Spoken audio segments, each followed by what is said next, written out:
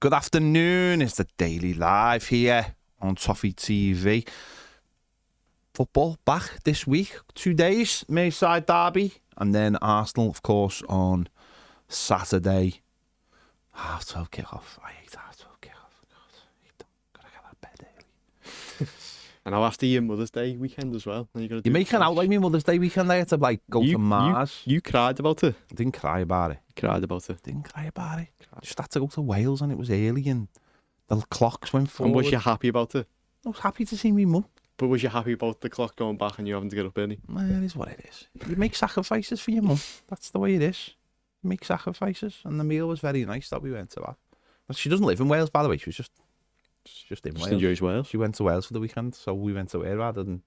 Makes sense, doesn't it? Because it was Mother's Day. Yeah. Some news in the last half an hour or so. Everton's accounts have been released. A loss of 53.2 million. That is down by 35.9 million. Of course, that isn't the PSR number. The PSR number will be lower than that. It will be, you know, I don't know how much lower. John Blaine will be, he's not in today, but he'll be here during the week to give us a bit more context. Basically, player trading has saved us. Amadou Onana saved us. Basically. There was an operating loss of 28 million. Amortization of players 64.5. Profit on player trading 48.5 million. Player and management trading 16 million. So that's probably the money they spent on sacking managers. That give you an indication of how much like they pay people off and stuff. It'll be in there. These are just the rough things. So, as I said, it's last year was 89, so they've obviously worked really hard to get it down.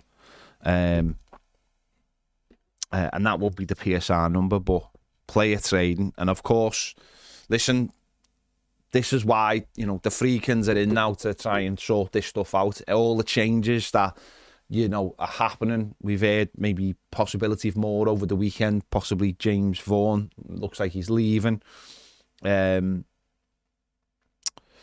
It looks like, is it Nick Hammond from Leeds? Looks like he could be coming in. So there's lots of changes. These are why the changes are happening. Everton have got to start making money. Yeah. And that money can't just be on the stadium, by the way. That has to be everywhere. That has to be a smarter business model, smarter player trading, smarter everything. Everton can't just point at the stadium and go, we're going to make money. Everton have got to make money on top of not losing money. Do you think it's interesting, though, they're getting rid of James Vaughan, even though you could argue recently that the money being made from the academy has been sort of better than it has been for a while? I don't know. I don't know if it's like they're getting rid of him. I don't know whether he's going or whether he's being pushed or whether he's going of his own. You know, I read a couple. Andy, the Piv, El Piv, he put a couple of things on Twitter yesterday, you know, saying he's actually done quite well. He's actually sorted out some loans that have led to players being sold, shop window loans, players being sold that have really helped us. It's like, it's sort of, you don't want to say what Liverpool do, but it is, you know, where, like Brewston and stuff like that, where they've sold at the peak.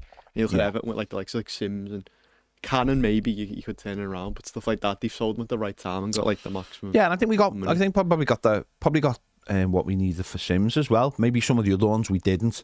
Maybe there's some that fell through the cracks, whether it be through injuries or whatever. I don't know. It's about sending these lads. Sometimes we look at loans and go, that's it. You know, that's not a great place for that player to be because he will never get in the first team. But maybe they know he's never going to get in the first team. Yeah. And maybe all it is a shop window. I know people got very excited about Lewis Warrington. Yeah. But I never really thought he was good enough. But I know a lot of people probably thought he was. And when he went on loan, and stuff, it was like people were like, oh, why is he going there? It's like, because that's probably where they're looking to send him. And he went to, where did he go? Leighton Orient, didn't he? He went on a free, didn't he, in the end? Salford he is now, yeah. So sometimes these loans, listen, we don't know the true reasons, obviously, why he's going till it's made official. But the whole structure's changing, isn't it? The whole structure, and maybe he feels that maybe he's going, maybe he's gone. I'm not going.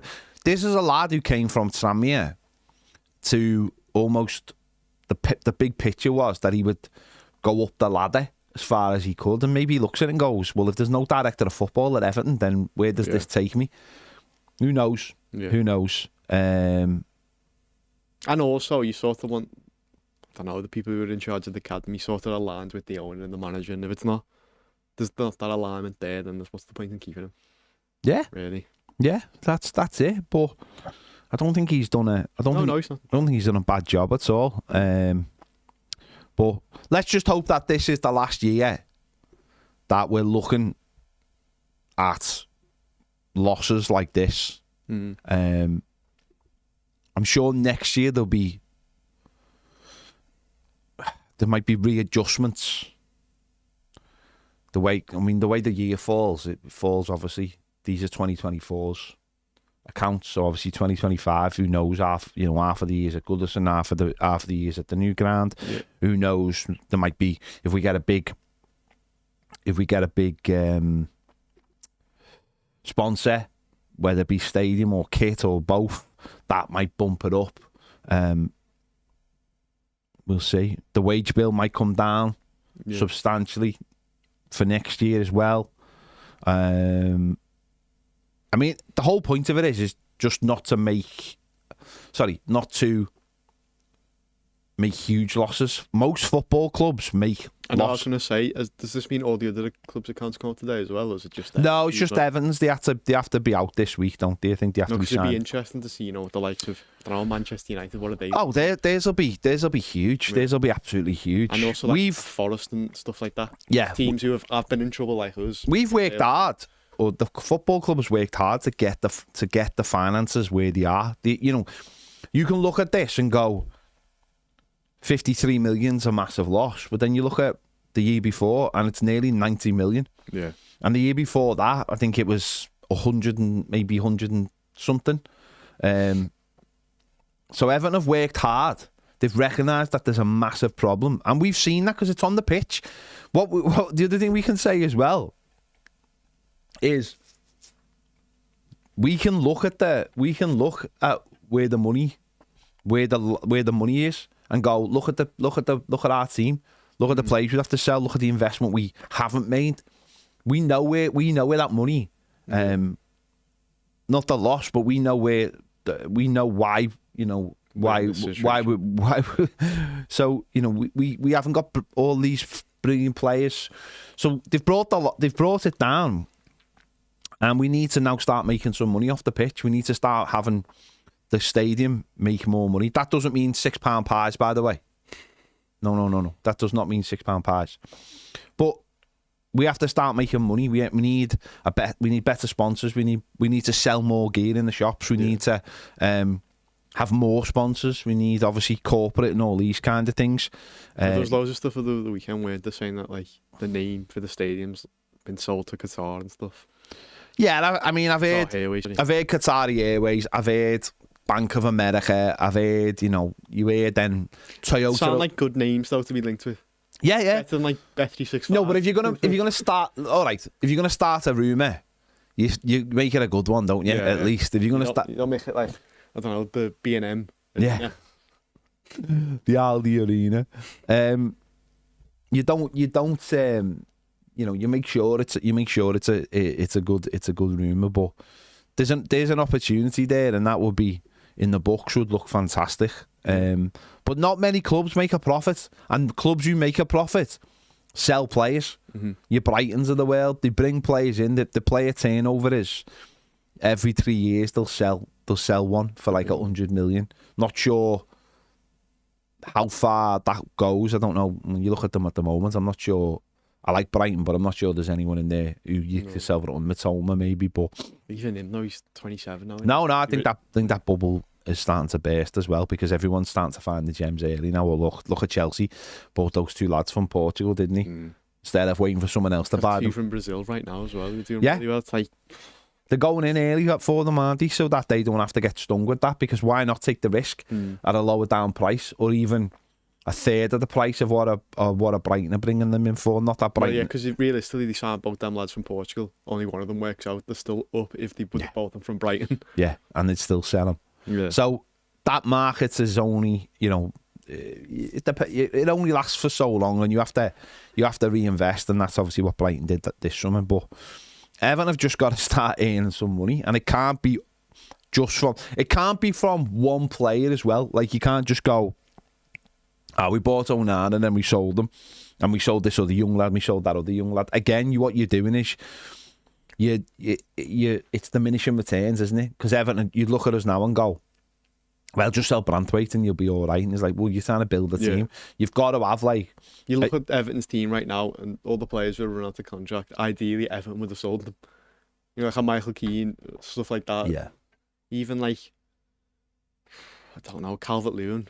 Should have sort of put that on the table, like you either go or... No, if Everton were a functioning club, Calvert-Lewin would have been froze out last summer if he hadn't left.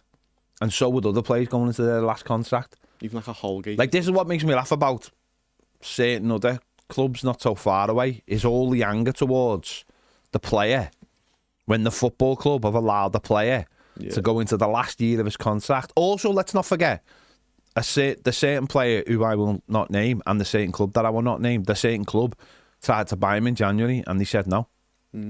So, and they've hung him out to dry. Whereas a proper football club would say to a player with a year left, well, with 2 years left, it should start negotiations. Yeah. And with a year left, if he hasn't signed it, you get rid of him. That's what Brentford did with Ivan Toney. And that should be what most clubs look at. But with Everton, and this is where me and Baz differ, is Baz thinks we should have frozen him out in the summer, but I don't think we could have frozen him out in the summer because we didn't have any other centre forwards that were capable. And that's my argument. No, my argument will always be is that if you weren't selling them, you had to use them, because we were in such a position that how do you put a player on the bench? No one else was going to come in and buy him, and if they did, they were going to get him cheap because we'd put him on the bench. There was no Qatari or Saudi team. I know, but at the start of the season, we did have like Beto and Beto's not Beto. The manager didn't rate Beto though. I know, but that's the sort and of Smitty got injured, isn't it? Where it's like, why continue to play him if he doesn't want to be at Everton and you're not going to get anything from him? You're just setting him. But we did. Hang on, we did. Any player, you do get something from him, and once again, I will fight the corner of Dominic Calvert-Lewin. And so it's not like the player, not like he down tools. But those people who did question it. Well, people can question what they want. He didn't down tools. He played every game till he got injured.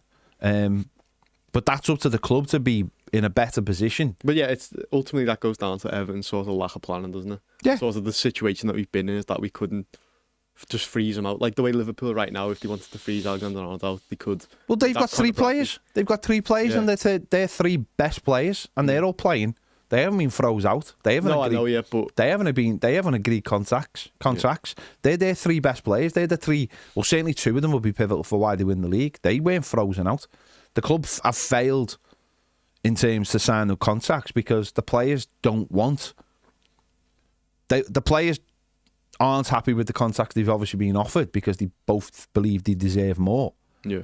And okay, Dominic Calvert-Lewin might be slightly different because he might feel like his future lies elsewhere. But I understand that as well, because Everton last year were an absolute mess, and there was no, there was nothing on the horizon other than, well, there was nothing on the horizon really. It was 777 had already fallen by the wayside, and actually when sort of the Dom situation reared its head, I think the Friedkins had come and gone as well the first time, hadn't they? Because that was June, wasn't it, or June, July? Just that Blue Holdens one. So it's I think football clubs, they have to just get the house in order and be prepared at least 2 years beforehand, so this never happens. But this is a great opportunity for Everton to get so much potential dead weight. The managers are like, at least the manager can go, and like the Corey's the perfect one, isn't he? The manager can go, no, I don't I don't really fancy him. Yeah. And I can get rid of him. Or I do like him, but actually, for the wages he wants, and for why not? I'll bed someone. I'll just play Alcaraz there, and let's build a new team. Let's build a new team. Well, right now, did you see that Calvert-Lewin replaced his agent? He's not represented. Say the opportunity came and he was like, "I will sign." Would you offer him, or do you think it's sort of just done now? I don't think the injuries helped him.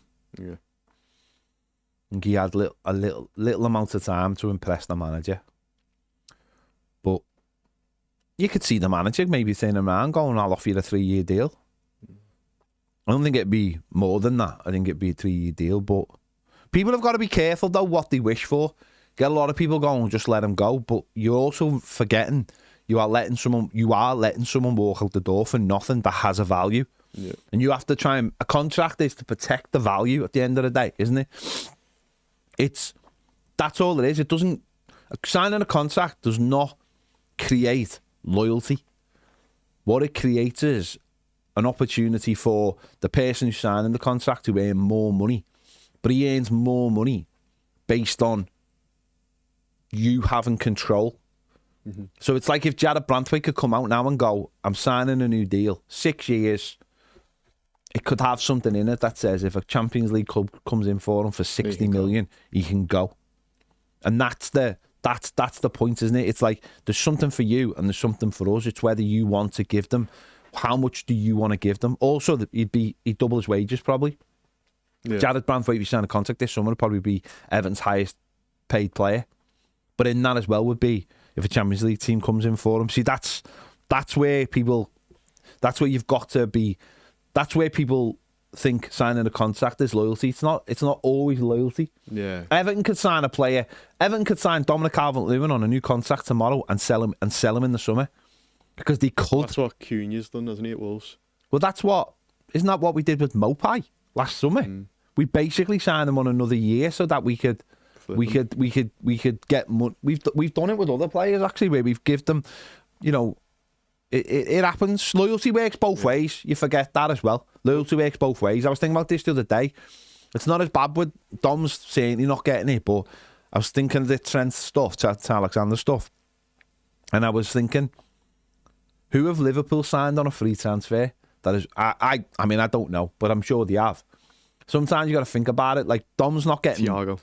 Well, who? Thiago. There you go. Right, that didn't work. But for every player that leaves on a free, you sign on a free. Like I know Dom's not getting abuse for leaving on. He's not getting any abuse. People want him to leave, and I've got no problem with that.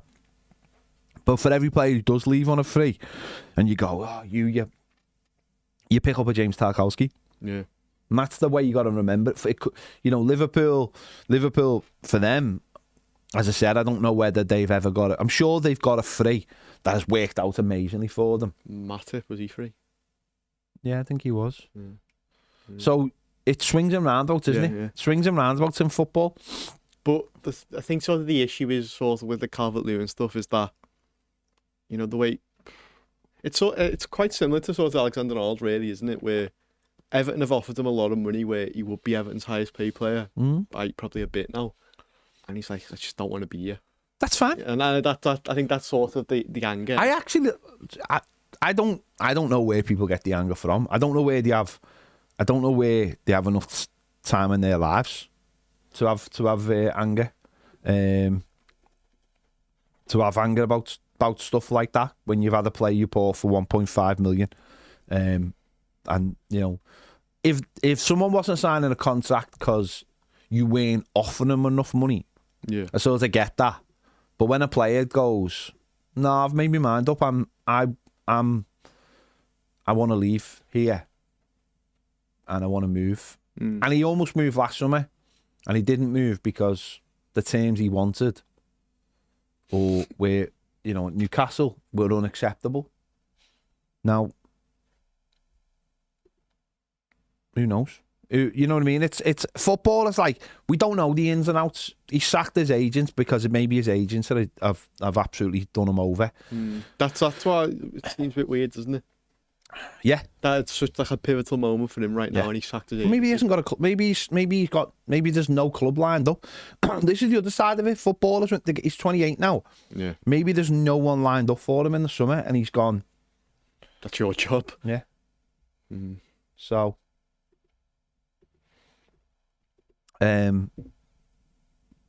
but I don't. I think you just get to a point in your life where you're just like, certainly for a player who signed for 1.5 million, I just don't see the anger. And I think Everton should have put ourselves in a better position so we're not losing players on free transfers. So Yeah, because there's a lot right now, isn't there? Like that's in the first team, or it has been in the first team, where it's Everton's sort of negligence, isn't it, that we haven't. Mm-hmm. But again, it works both ways, doesn't it? Decore wants to stay, but it looks like Everton just want to get rid of him. I'm just happy to, if he leaves for free, he leaves for free. They've had their money's worth out of him. Do you know what I mean? Yeah. Because that's the other side of it, isn't it? It's like you look at it and go, look at his age, and go, we've had our money's worth out of him now. Yeah. And that's the other way you're looking at it, isn't it? It's like Michael Keane, he's going to go for free. It's like, no, do you know what I mean? You don't care. Because you don't care about it. You're just like, but Everton should have sold him last summer. Yeah. They should have got something for him. Because something looks better than nothing on the books. Of course it does. It all helps. But of course you need a squad. And that's my point with Dominic Calvert-Lewin, is you always still need a squad.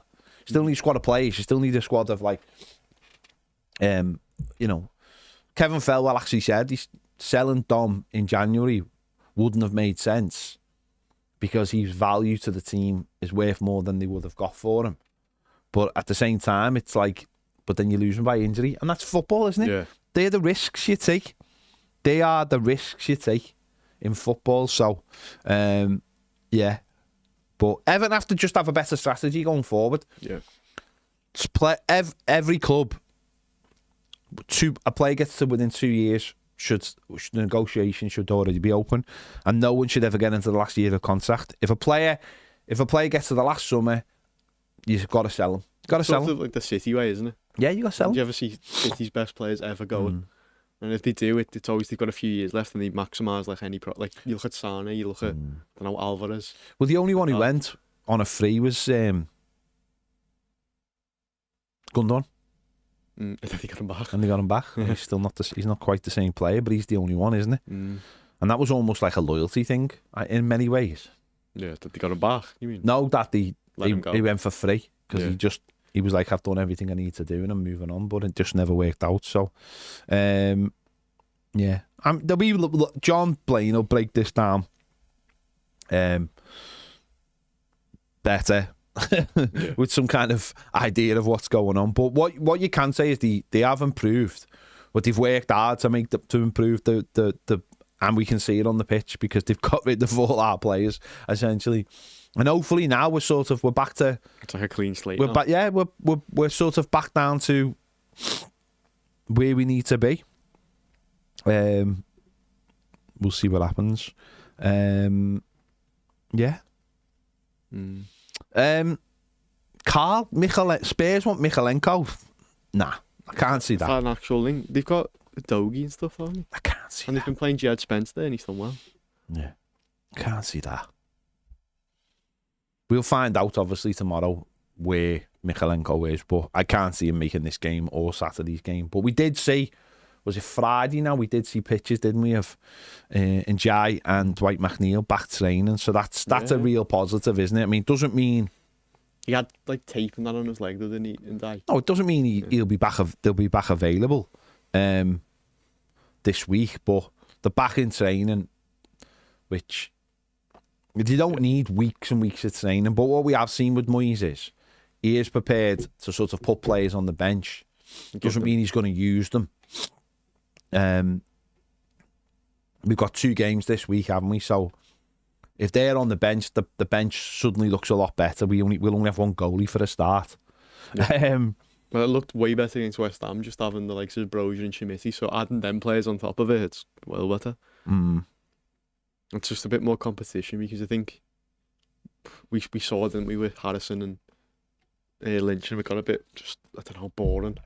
and neither of them really. Yeah, but that's it, isn't it? It's just a different option. That's it, isn't it? It's different options. Why we've only had those wide players. And I know you spoke about it as well, didn't you? When Brozier and Schmidt came on, it looked way better, and it's just them two linking up with each other. Brozier dropping deeper and stuff, and just nicer touches all round. And it's just them extra options, isn't it? Subs are such a huge part of the game, and you only have to go. Well, you go back to the Bournemouth game, and that was like the night and day of it. Bournemouth at home, and that why that was driven so hard home to us that day was because we were playing Bournemouth, and we're watching a Bournemouth team with making 5 subs, and they all made the difference to turn a game round that they were losing convincingly 2-0.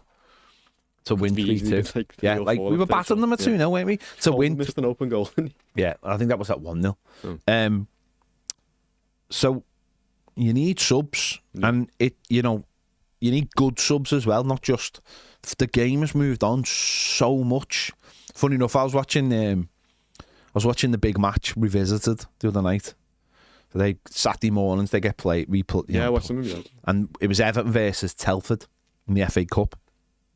We had one sub and it was Alan Harper. Graham Sharp had to go off injured, and Harper come on. He came on. I think he came on right. I think he ended up going wide right, and Trevor Stephen went off Andy Gray, and it's just like Alan Harper had to play in every single position, and it was like you didn't make a sub unless it was absolutely needed. Yeah, and now it's completely different. We have 5 subs. They have to all be as good as the starting players. Specialists for that position. They have to be. They're all specialists. They play in a certain position, and they have to be as good.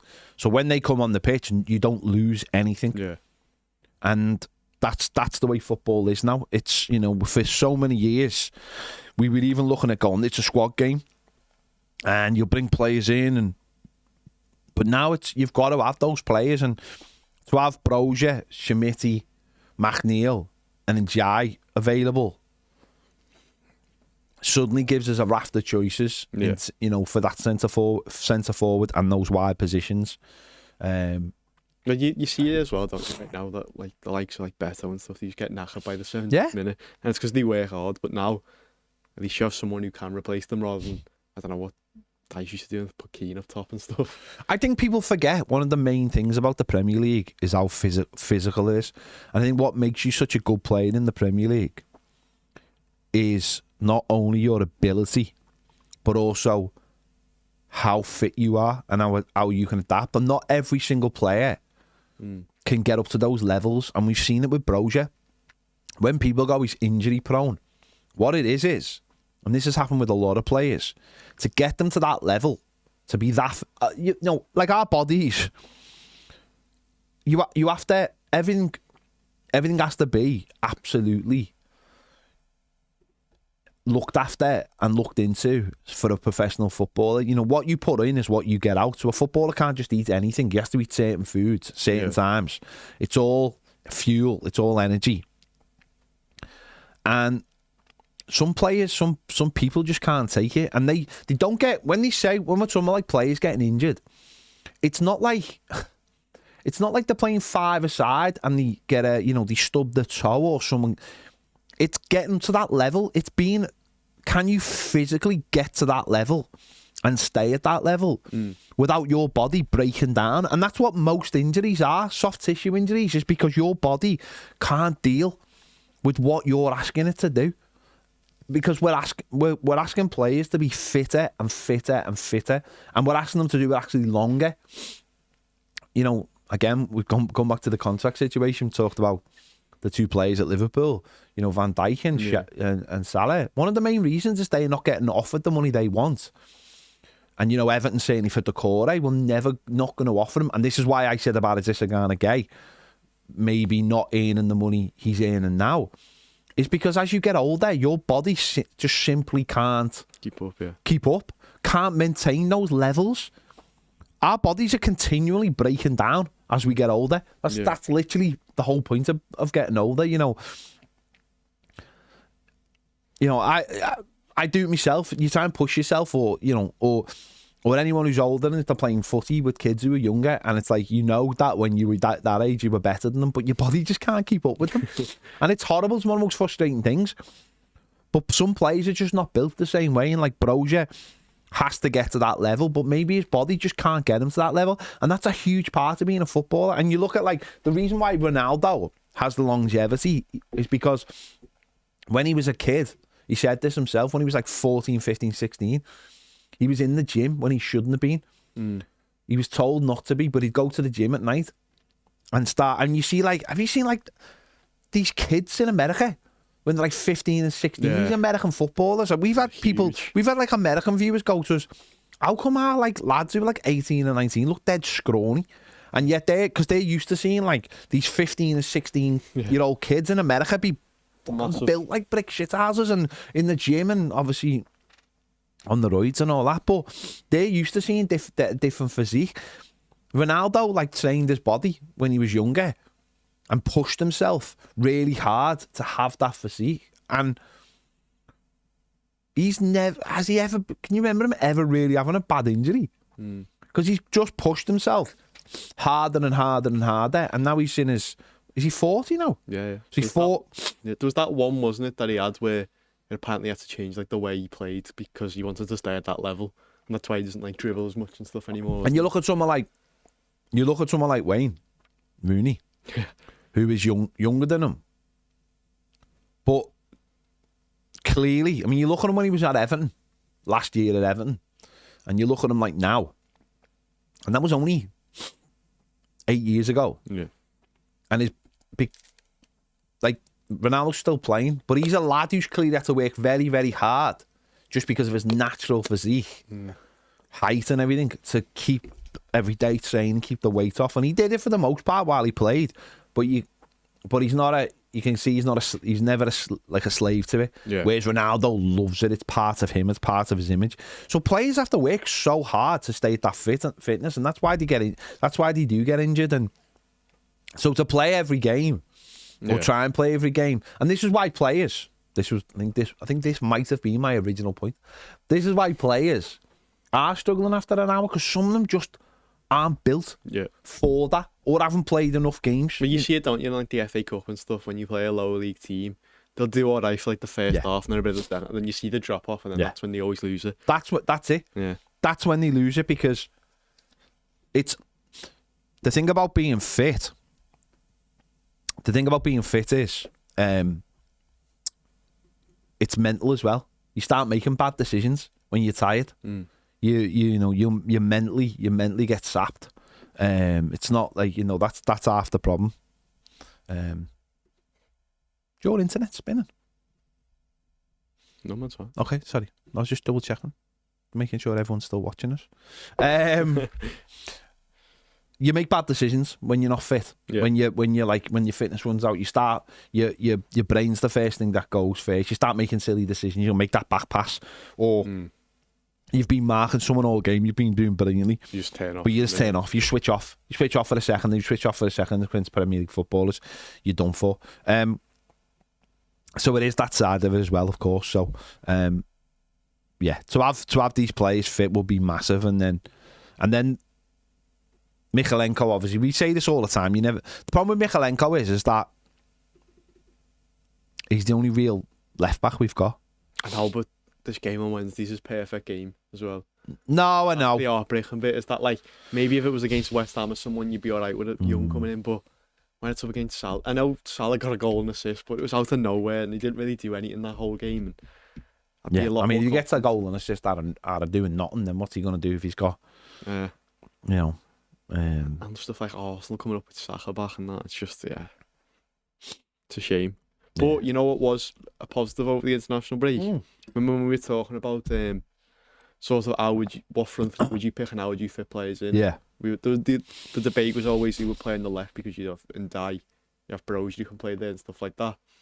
Brozier played on the right for Albania, didn't he? So it's a position he can do, and it's sort of, if you want to have that front three of, well, you was talking about Chimiti up top or Beto or whatever, and then Ndai on the left, Brozier on the right. If you can stay fit, I think it's a good attack. No, it is. Where all three can score. Does that, if you have a front three like that, does that mean though that let's say the number 10 position becomes redundant? Yeah. I would So say. you would have to have more of a flat three. So who's your flat three then in midfield? Because can Carlos Alcaraz play in a flat three? He did do it for Flamengo, didn't he? And he did do it a bit for Southampton, but it's not obviously his go-to. But it's sort of one of them, isn't it? Where Not saying he can't. It'd be gay, wouldn't it? Garner, and then I don't know, Decore's back. But then I don't know. See, when we had Mangala, I think that's where Mangala fitted in. That you could play maybe those three as a flat three. Mm. You know, sort of inside right, inside left of the midfield. I know that's not what a real inside right or inside left is. And then your central players, so just three of them on a line, just covering the space. If one goes, do the two stay. But none of the three are a number 10. They're never going to be in an advanced position behind the centre forward as such. It is interesting, isn't it? But Could Ida Boone play that position? Yeah, but you also look at sort of in Ambrosian, and I mean we saw against West Ham, Bro, he just drops deep and he will out back, and then also his work rate, you can't really question it. So it's one of them really where you could sort of switch it around so it's like two up front at some points and you having Die drop deeper or Ambrosian. Yeah, and then all play. I think again though that relies on it's the game management. If they're going to tuck in, you need fullbacks. So you need fullbacks who go past them. So it's all, I think sometimes it's very easy to go, we can do this and do that, but I think it does come down to obviously the personnel you've got. If you want to play the perfect system, you need the personnel, and that's why it doesn't. That's why sometimes you look at looking at Bournemouth. Bournemouth works, can work because, and you look at their team at times and go, well, how's he done that with the players he's got? But if the player fits the system that he's been asked to play, and it all just comes together, and sometimes that's more important than having even the best players. It's if the system works. But that's something you've got to work towards. I think sometimes you can't just shoehorn it in. And then once people learn, and once you get it working properly, then your midfield maybe can be a little bit more loose, because if you're on the attack all the time, then it's not so, you don't need everyone back all the time, where I think obviously sometimes we look at it and go, but if you've got a front three, then the whole midfield's got to defend. But it's like you need to find midfielders who can do both. Yeah. Alcaraz I'm not sure about yet, because I just don't think we've got enough evidence. And I think, but there's enough, there's definitely, I've seen enough of them to go, there's potential, and there's enough in Irabunum to go, there's potential. I'm still not, in the Wolves game, Irabunum's giving the ball away in silly positions, and I've seen Carlos Alcaraz give the ball away in silly positions because they're young and they're trying to be proactive, and I like that about them, but it's about doing it in the right places, isn't it? And not giving the ball away cheaply, because you've got all your players going that way, and suddenly you've just give your ball. That's why the best teams are also. If you watch when you watch Man City, and they were playing Liverpool or they were playing Arsenal in the last couple of seasons, the passes are fired at each other, and they leave themselves so open. But the reason why they leave themselves is just unbelievable. Yeah, because the players it smashed into them and take a touch and they're away. But they play a high line, and they never play with the fear of conceding. They're always looking at scoring. Yeah, and you look at the midfields as well. They don't really ever have. I mean, I know Rodri, but the rest of the midfielders was Bernardo Silva, Gundogan. But that's why City is so bad this season. It's because they had Rodri, and Rodri could just do everything. So you could throw everybody forward, and now without Rodri, it looks like there's a massive hole in Manchester City's midfield. Yeah. And because he used to just sit there, and he used to either slow the game down, and if anyone broke on City, they'd get the centre-backs to get back quick enough. But now it just feels like there's a big hole in Manchester City's midfield, and they can't play the way they want to play. And that's just one player, but he's the best at it. And that's the issue, isn't it? And it's like, you have to, it's and we just haven't played that way for such a long time, or if ever, for that you are playing. In fact, if you watch those big match games and you watch Everton on them, there has been a couple in the last few weeks where Everton look like such a modern team. It's unbelievable. The fullbacks are bombed forward. The midfielders are like all in a line, just like in like a horseshoe. They never ever worry. The centre backs are on the halfway line, and you can give the ball to them, then you're getting it back. Yeah. They look like such a modern side because everyone's bombing forward. Because every time the opposition can't get out, so everyone just relentless. Yeah, and that's the way the best teams play now. It's the way City were playing till like what, October, till Rodri got injured or whatever it was. So it'll be it's a learning experience, isn't it? It's gonna be a learning curve for like quite a few players, but the derby is the irony is getting players back for it, but at the same time losing the player you most need, which is your left back. Yeah. That's the irony, isn't it? Yeah. But we'll wait and see. Moyes will be doing his press conference tomorrow and we'll find out. Well, it's not the first time it's happened. Remember when we were on the couch yesterday and we were on one of the lives and it's we were talking about we've got that many players back now, who's going to miss out and stuff like that, and then we never had that sort of conundrum once where we had to choose someone to miss out. Yeah, you can never count your chickens, can you? That's football, but that's why you need more than just. Yeah. That's why the best teams have so many players, absolutely so many players. Let's have a look at some of your comments on Premier. Baz is doing the overlap today. I don't know what they're doing because he was only there a couple of weeks ago, wasn't he? So half of it was that referee one though, wasn't it? Yeah, be like the running now, won't it? Yeah. Like, how do you want to end What do it? you think of that whole running? And then it'll be like talking about Trent and then Man United because that's all they ever talk about on that channel. Might as well just call it Liverpool Man United TV. Gary Waters, Hardy, wouldn't expect nothing less. Josh Oldfield says, afternoon, gents. It's nice going into the derby with nothing but pride riding on it. We're safe. They've won the league, basically. Hopefully the players play with a bit of freedom and enjoy it. No, it's a Merseyside derby, Josh. There's a lot of pressure on There's Liverpool. There's no time for freedom. Merseyside derby. Pride doesn't allow you freedom. If they said it's our cup final, it's definitely their cup final on Wednesday because they've got so much on it. I don't care. I don't care. No, I know, but Everton. No, I'm saying I don't care what they particularly say. Juan, hello. Phil Williams says, question for Baz. Baz isn't here. Sorry.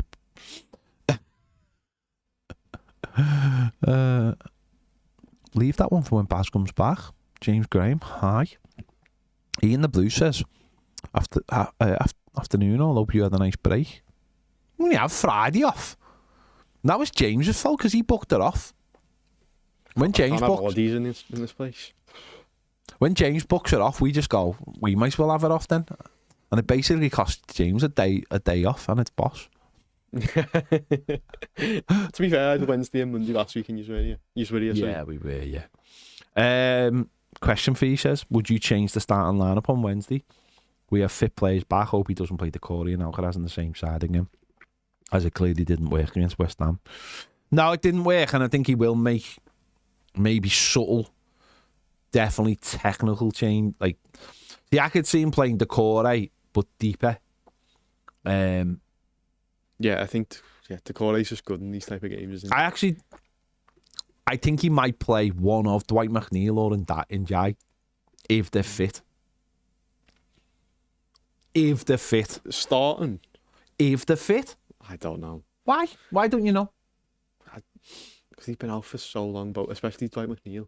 And it's like the videos with Ndiaye had all stuff on his knee. So what? Players play with tape all the time. And he was a bit hesitant to play like Brozier, Schmidt when they came back, which I know this is a different level.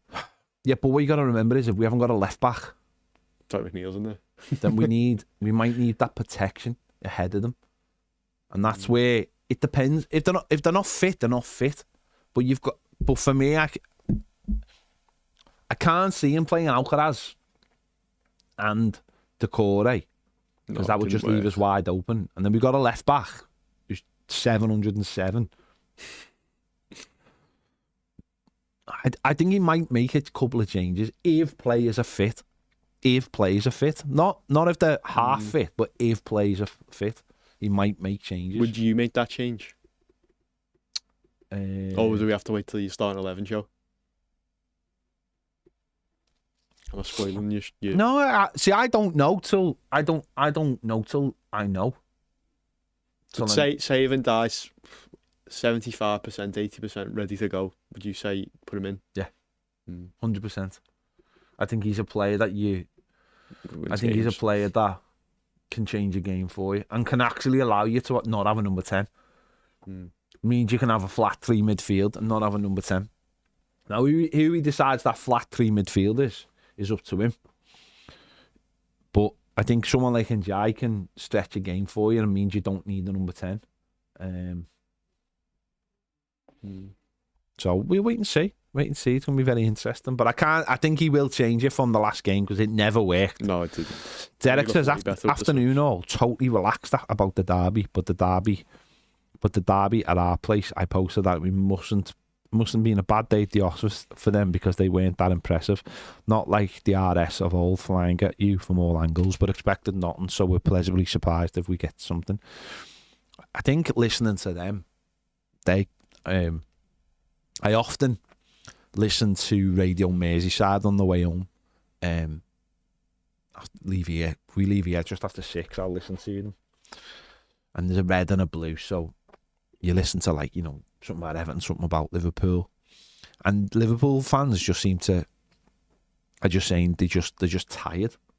They just look like shattered from the effort they've put in for the season, and that's what's cost them in the last couple of games, is that they just look knackered. Now they've had a break though, haven't they? They've had they've had the same amount of time we've had, so I'm sure that'll have done them well. But it's been a long season, so there'll be will he still have that fatigue? When teams have had a break, they look rusty anyway. So to have that long, it can be. They're not going to just gel straight away, you'd imagine. Yeah. Do you think as well, mentally, sort of what the Liverpool players and sort of the fans must have been going through recently?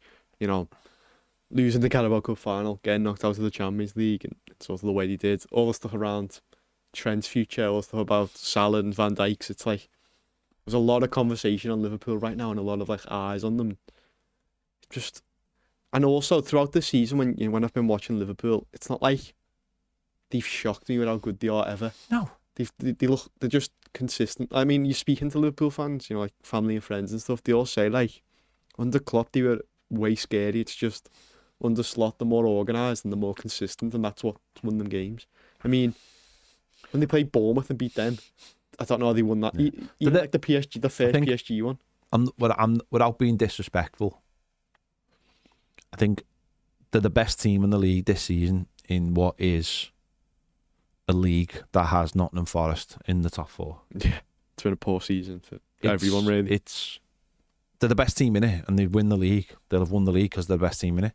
Doesn't mean it's a vintage league, but it doesn't have to be a vintage league to win the league. It doesn't come with a thing afterwards saying this league was crap. It's just the way it is.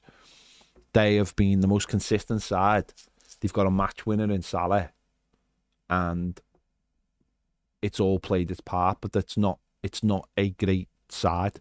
But when you have other teams who aren't great, or your rivals aren't great, you've done your job. At the end of the day, no one can ever take that away from them. They've done their job, and it's gonna win them the league. Because Arsenal, do you think there's any chance they don't win it? What if Everton win on Wednesday and then it's 9 points? Arsenal would have to win 7 games, and Arsenal aren't winning 7 games. Saka back now? No, they're not winning 7 games. Arsenal think they'll look at the Champions League, but Liverpool have been the most consistent side, and that's the most important thing. Having a consistency. They've got the best player in the league this season in Salah.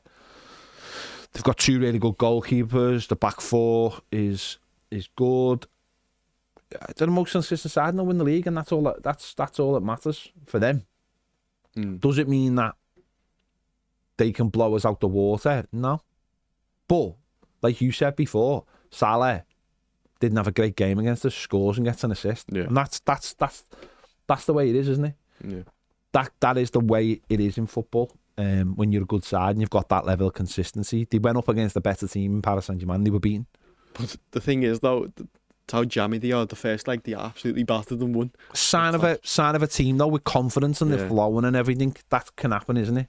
Said they're good at the back. The goal, Alisson's one of, if not the best goalkeeper in the world. So therefore, you can rely on him as well.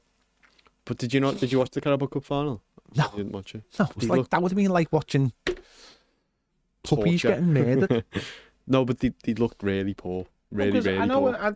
and because Newcastle had a game plan for them, and Newcastle have got executed it, and they've got a brilliant striker who they now want. So it's up to, we need a game plan, but at the end of the day, you still have to have players capable, and you have to turn up. That's the thing that Everton never do at Anfield, is turn up. They don't have players. This is the other side. This is the other side of having a good team. A good team's not just about having good players. Good players, and I've said this for years, good players are players who turn up. Good players who turn up on a day when they're needed. The mentality. The mentality is so key. Can you, when you go to a place where no one thinks you can win the game, can you have if you could have a team brilliant every week and then go missing in amongst, like, it's why people love Tim Cahill. Tim Cahill turned up in every derby. He loved derbies. Duncan loved derbies. We don't have enough players, or haven't had enough players for the last 20 odd years who enjoy derbies. Yeah. You know, they just don't. They fall to bits. It's too much for them. At Goodison, we've done well in the last few years because players have turned up because it's Goodison. But at Anfield, players just don't turn up. Yeah. They just fall to bits. They can't cope with the pressure, and it only takes a little mistake or whatever, and they're good enough, and have been good enough, because the level in players, Liverpool, don't forget, right, Liverpool's wage bill is ridiculous. It's why they are where they are, because their wage bill is just so ridiculous. Yeah. And it's why it maybe can't be stretched any more than it currently is. I don't know, but it's ridiculous, their wage bill. You get what you pay for. We don't have players with the mentality, and that's something that's got to change. Players who want to go. It's why again,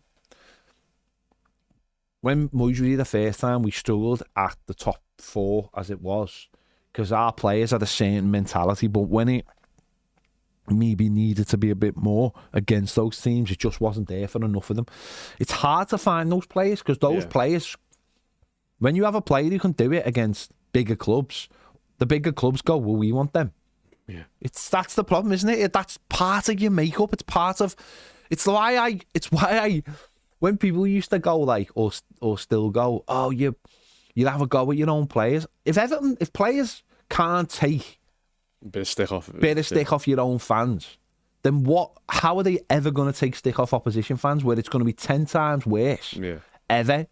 I've never understood that. Oh, you can't say anything to your own players. Why? If they can't take it, if they can't stand up and take it, then how are they ever going to succeed as a footballer?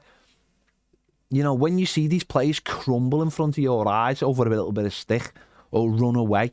Yeah. No, how are they ever going to... When, you know, I've never understood that. Being a footballer is all about mentality. Yeah. All about mentality.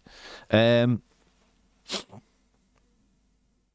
you think there's any people in the Everton team right now who do have that mentality where they are just going to go for it? Or would you say would you say Ndiaye just because he doesn't look? I think Ndiaye he just plays, fancies it against these teams. I think Pickford has got that kind of mentality of like, yeah, I've got nightmares over Pickford in Anfield derbies. He'd be all right. But he's got that mentality of like, you know, that I want to be. Yeah, it's hard, isn't it? I didn't like what James Garner said the other week. I think that's like where he said about playing at Anfield. It wasn't even the fact of like him saying about playing at Anfield. I mean, number one, talk about just like making a rod for your own back. That's just stupidity. That going on a podcast talking about being an Everton player, talking about playing at Anfield. Yeah, I mean, that's just stupidity. But it was more like, oh God, I couldn't hear that. It's like, mate, you should be standing there going, like the hacker. And what, lads? And what? You sing once in the match. But like, oh God, that to me is like, if you can't stand there and take that, then, and again, it's all about just standing up and not falling to bits. Like Rooney coming back to Goodison when he's a Man United player. At first, he loved it. He could take it and he was giving it all that. But after a while, it started to get to him. And then Ferguson would stop playing him at Goodison. Yeah. Because he was going too far the other way. But We'll see. Tom Mack says, I think we'll go into the derby confident, keep our unbeaten run intact. I reckon they'll be more nervous facing us now. Interesting. Brian Garth says, I'm really enjoying the display of amber shirts. There you go. DCL should be playing when fit. I think that he is just the profile of a centre forward Moyes is looking for. Interesting. He doesn't be here though. Why play him? No, but you can't. Right, I don't have this thing of like he doesn't want to be here. But he doesn't. Well, no, he doesn't want to be here next season. But that doesn't mean he's. But Do you think? Like, genuinely, come on, you got to take when like you work here now. Not a support. It's like different from being just a normal supporter. You got to look at it logically. Yeah. Do you think a player who turns up for training every day and gives everything in training, right? Do you think if it was the other way around and they were like just going to training, do you think honestly a manager like Sean Dyche or a manager like David Moyes would put that kind of player in his team? No, but you can also understand why they wouldn't put him in the team right now. That's what. Right now, we don't need Calvert-Lewin to be playing to win games or to not lose. What if the manager decides though? What if the manager decides that when he's fit, he comes into training every single day, and he's the best centre forward at the club, and he's the best chance. He's the best chance for Everton to win games of football. But and if we've got him in the team, we're more likely to win games of football this season. But then after this season, what happens then? Well, why would you not invest that time in someone who wants to be and will be here next season? I see it as if you could play Schmidt or Calvert-Lewin, I'll play Schmidt because he's going to be here next season. But what if experience? But what if the manager doesn't think he is going to be here next season? What if the manager doesn't think he's good enough and actually? Well, hang on. Okay, well, it's the other side of it then, right? Here's the other side of it. We're playing. We've got these players. We've got Dominic Calvert-Lewin, who's our player. The manager thinks he's the best player at the club. But he knows he's leaving. But looks at the other two and says, you're not good enough. I want a better centre forward, and I'm going to buy a centre forward, and that is happening. I am buying this centre forward over here, and he's going to play for Everton next season. What you do then? But it's just that situation misses context, though, doesn't it? Not really, no. Schmitty's came in. No. This player over there doesn't play for Everton, but he will next season. He'll be our starting number 9. He's replacing this player here, who's Dominic Calvert-Lewin. So he doesn't play for us till next season, and this fella plays for us this season. His contract ends at this season, and this fella's contract ends the end of this season. But then, say he doesn't play Calvert-Lewin, he plays Schmidt, he scores every game. Then he doesn't need to buy that striker. But the manager, there's no situation where Calvert-Lewin stays, but the situations with Schmidt and Beto. But it doesn't though, because the manager has already made his decision. The manager has looked at these players and said, that's not what's going to happen. But it is. One of Schmidt and Beto will be in next season. Beto is not going to be Everton starting. Schmidt. Yeah, but what if they've already decided he's not good enough? What if they haven't? What if they decided right? If that situation where they decided Beto and Schmidt are both... No, what if they decided, right? So Everton, the Beto is not staying, right? But what if they've decided that Everton need an absolute top-class number 9 and Schmidt isn't it? Yeah. Schmidt could go on loan, or Schmidt could be our second striker. If they've made that decision, I'm not saying they have, but if they have made that decision, let's just say that a centre-forward, next season centre-forward, doesn't play for Everton, then what difference does it make? I get the point of like getting a player into the team. Yeah. That is, but what if you are cutting your nose off to spite your face? But then Everton aren't going to get relegated as much as it. So. But they still want to win games. I want to win every game. You look at do you want to lose games? Because I don't. No, but you look at Ellis Sims when he had his sort of stint in the team and he scored against Chelsea and stuff. Yeah. I'm having that inflated his price more. So but we don't want to sell Schmidt. So we want him as our backup. We want him as our backup striker. But what I'm saying is so better clubs come for him on loan then. He's not going on loan. He's going to be our second striker. But what I'm saying is that football, it doesn't always work like that. Football manager's job is to win games of football with the players he's got. Do you think the manager will leave the core out? No. So what's the difference between him and Dominic Calvert-Lewin? The difference is your perception. No. The difference is your perception. I'm not saying you're wrong. No, I know, but I just What I'm saying is, the same breath. It's not though. This is the difference between being a fan and being a football person. Is that a fan looks at things with emotional attachment. Everton will kick the Corey out at the end of the year if they choose to. Nobody cares. Yeah. So he's going on a free. The player wants to stay, right? But Everton want to get rid of him. Dominic Calvert-Lewin wants to leave the football club at the end of the season. Yeah. And it's get rid of him. There's anger. See, I don't get this divide anymore because you've got to be a bit more. That's for kids. But would you not rather play someone who's going to be here in the future? I would rather win games of football. But what if us playing Schmitty for these next 9 games and all the experience he gets from it wins us games next season? What if Schmitty sees a fella in front of him and says, if I can't get in this team and he's leaving, what do I have to do to get in this team? How hard do I have to work? When I get on the pitch, I need to show the manager what I'm about. Do you think any player deserves to be in the team just because he's going to be here next season? No. But then... No, I take your point. It's not like it's just me playing up front. But it's someone who you know's got quality. I take your point. And I fully understand your point. But I just think football tends to be a bit more game by game pragmatic in its view of it's all about winning games of football. And I honestly don't believe Schmidt will be our starting number 9 because I just don't think he's ready.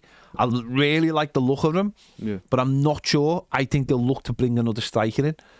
Now, I could be completely wrong, but what I'm saying is I just think we have to be a bit more grown up about it because emotion is when you're talking about football. On the day, it's all about emotion. But I just think when you're talking about football, you have to take the emotion away from it now and again. And I think this is where this gets hard. This has been highlighted massively by the Trent stuff. Is like Liverpool fans, I don't know. Jonathan David, right? Yeah. Jonathan David. Yeah. Good example. Free at the end of the year, isn't he? Free in the summer. How long's he been at Lille? I don't know. Years. A few years, yeah. Since he was a kid? Yeah. Right. So, Liverpool sign him, and he's amazing. And it's like, wow, look at this. Big open arms, come to Liverpool, amazing. Wow, we got him for nothing. Aren't we the geniuses of the world? He left Lille, though. They were like maybe he went his boy. That's what he was doing with Subamendi, weren't he? It wasn't their boiled club, but he left them. They didn't make any money on him. But we've got, aren't we geniuses? Well, what about Trent? He's a rat. Yeah. He's a fucking rat. Rat. They're the same things. Yeah. And that's where football fans, like, as I said, when it comes to match day, I think you have all that emotion. I just think sometimes you have to put your emotions to the side sometimes when you're talking about football. Not like you, like just you. But I'm saying sometimes we can get caught up in the emotion of things because we're football fans and go, we love football. We love our football club. But I think sometimes you want to have honest conversations about football. You have to sometimes just remove an element. I know, but I just can't get that. I just can't You're falling back into it, though. I don't think Calvert-Lewin's that good of a quality where he has to be starting. Like Trent is probably one of the best right backs in the world, so I get why he'd still start for Liverpool. But there's not that much of a quality difference between come on. Schmitty. Come on. I just don't think that he can score. No, that's not true. That's a lie, though. He literally scored in the last game at Goodison Park he played in, and it was a great goal. We've seen him for I know, years, but we're not having this. I'm not having this conversation about Dominic Calvert-Lewin again. I still think he's the best centre forward we've got. Do you think if he played all the games better, he'd have more goals than Beto? Maybe he would. Because I don't think he would. Maybe he would. He scored in that game. That his last game. Better.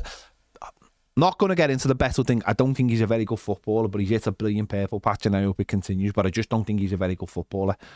But do you think Everton can only win games with Calvert-Lewin playing? No, but if the manager decides he is the best choice, then we no. We're 9 unbeaten with Beto starting the majority. You bring an emotion into it, though. I just thought, but you've got to think about it in a way of emotion with Everton. You don't have to bring it. Honestly, you don't. You're never going to get this. You're never going to get the right outcome using emotion. You're never going to get it. You're never going to get that. You're never going to get that right decision. Don't get me wrong, right? Dominic Calvert-Lewin won't walk back into his team, and I don't believe he should walk back into this team, right? 100%. 100%. Yeah. But you have to look at it logically and think to yourself, what's the best for the team? And it's not. With 9 games to go, it's a little bit more than just saying... It's a little bit more than just saying, we've got to look for next season. But it's also... There's no threat of relegation. So what? I want to get in the top half. But what? But what? It's sort of the same argument that I have with Amarin, right. Where you say it's McKenna and Amarin, they're playing their way of football. No, it's not. For in the future, it's going to benefit them. No, it's not. I didn't say it was in the future. I didn't say it was in the future. What I said was, they play their best football, so they're learning as they go forward. Yeah. Right? And Amarin's starting to get results. So you go through the hard yards as a team. Mm-hmm. I get that. Right? But Everton are going to rip this whole thing up, as in player-wise. But they're going to still play in a certain way. And if they need... But I'm not talking about just the style play. I'm talking about someone's personal development as well. Yeah, but the manager... Put the games in... Because I don't believe... Because the manager doesn't like where we are. And the manager's philosophy isn't like some kind of abstract way of playing 3 at the back. It's very like very much what we've seen, just a little bit further forward. I just don't think, me personally, I just don't think you throw away players just because they've made a personal decision. Everton have had their money's worth out of Dominic Calvert-Lewin, right? They've had them more than their money's worth. It's unfortunate that he's going to go for free. But as I said to you before, Everton have made the choice that the Corey's going to go for free, and they've made the choice that Michael Keane's going for free. No one's boo-hooing over them. Mm-hmm. No one's cares about them, and that's what I'm saying about that's what I'm saying about like football and emotion. You do not care that he's going for free, he's going for free, he's going for free. But this fella over here, I once liked him. I poured emotion into him. Yeah. I am upset that he's leaving, so therefore I'm throwing my toys. That's where I just think sometimes football can be like very fickle. So come the end of the season, both the Corey and Calvert-Lewin are starting for like the last 5 games. Yeah. Are you disappointed with that? Or do you... I'll be disappointed, right, if Carlos Alcaraz should be in the team. Yeah. Because he's doing better than Alcaraz. Okay, here's one for you. Do you think Carlos Alcaraz should be in the team over Decore because Decore's leaving? Depends what game, but for Liverpool, I think Decore should play. But do you think it's good for next season, though? For next season, Alcaraz starting over Decore? No, this season. You think it's good that Alcaraz starts now because of next season? Well, yeah. But Alcaraz doesn't play for Everton. But he will. He's going to play for Everton, isn't he? They mightn't. Well, but that's what I'm saying. But that's less. That's not the same argument, though. But it is. But Schmidt is contracted to Everton right now, so is Beto, and for the net foreseeable future. But there's no like confirmation that they're going next season at all. But it doesn't mean Calvert-Lewin's definitely not going to be here. No one said he's definitely not going to be here. Probably not going to be here then. No one said he was definitely not going to be here. Well, do you think he's staying though? No, so, but I don't. But no one's told me that he's definitely leaving. But I feel like he is definitely leaving. Why? Because he's not signing. Maybe he's just signed. Maybe he's just changed his agents because his agents.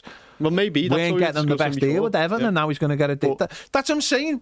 If Dominic Calvert-Lewin somehow gets available for Wednesday night, right? Starts on the bench, comes on and scored the winner. Everybody changes their mind, don't they? Everyone changes their mind. Yeah, exactly. That's what I'm saying. So you're not. Don't change my mind that he should. But be you're not games, wrong. though. But what I'm saying is you're not wrong. I'm not saying you're wrong. But what I'm saying is emotions sometimes get in the way of making the right decision. That's all I'm saying. I just still don't think it's the right decision. Yeah, but because you. And maybe it is emotion, but I still think it's the right decision. But it's a. I think for Everton, you should be worried about the people who are here or want to be here. Schmidt might be next year. Well, Everton might. Yeah, but he probably will be. But Everton, you could say that about anything. Of course. So you play your best team.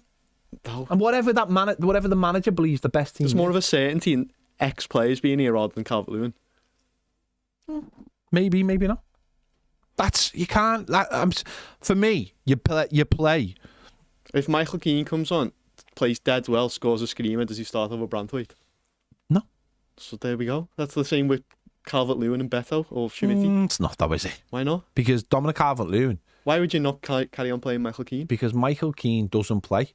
Dominic Calvert-Lewin doesn't play now. Dominic Calvert-Lewin was playing. He is injured. He's not in the team for any other reason other than he's injured. He hasn't been frozen out. David Moyes came into the club and knew the situation that he was probably leaving at the end of in the summer, and still started him. Yeah. For the first 3 games. Yeah, something like that. There you go. So the manager who's going to be the manager next season has made the decision that he was going to be his best striker. Wait, so you think if Calvert-Lewin's fit, say on Wednesday, no, I don't know. Fit, but he has to make that decision based on. For me, he has to make that decision based on who is the best player, not who is leaving at the end of the season. But you've also got to think of just Everton as a whole, though.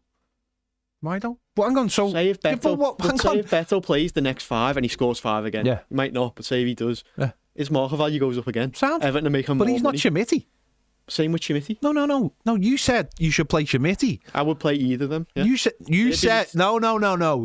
Your argument was I would play Schmitty over Calvert. Your argument was you'd play Schmitty because you want to get him you want to give him games for next season. Yeah. Right. But Beto might play. But Beto plays because the manager prefers Beto and he's been doing well. Then that's your. I'm fine with Beto playing. That's your. But you didn't say it. You said your argument was Schmitty.